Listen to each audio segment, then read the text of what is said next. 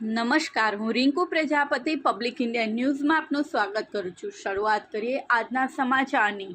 આણંદ નવા bus stand વિસ્તારના માર્ગ પર ખાડાથી ચાલકો પરેશાન। સામાન્ય વરસાદ પડતાની સાથે જ આણંદ શહેરમાં ખાડાનું સામ્રાજ્ય થઈ જાય છે, ત્યારે શહેરના સતત 24 કલાક અવરજવર રહેતા નવા બસ સ્ટેન્ડથી નહેરુબાગ જવાના મુખ્ય માર્ગો પર ખાડાઓને કારણે વાહન ચાલકોની હાલત કફોડી થઈ જાય છે। આણંદ નગરપાલિકા રોડ વિભાગ દ્વારા ફરિયાદ કરવા છતાંય રસ નહીં દાખવતા શહેરીજનોમાં આક્રોશ ફાટી નીકળ્યો છે। આણંદ નગરપાલિકા દ્વારા દર વર્ષે બજેટમાં માર્ગ મરામતની કામગીરી હાથ ધરવા કરોડો રૂપિયાનો ધુમાડો કરી નાખવામાં આવે છે, ત્યારે સામાન્ય વરસાદ પડતાની સાથે જ શહેરમાં નવા બસ સ્ટેન્ડ, જૂના બસ સ્ટેન્ડ સહિત અન્ય માર્ગો પર ખાડાઓનું સામ્રાજ્ય થઈ ગયેલું હોવાથી રાહદરીઓ, વાહન ચાલકો હાલાકીનો ભોગ બની રહ્યા છે।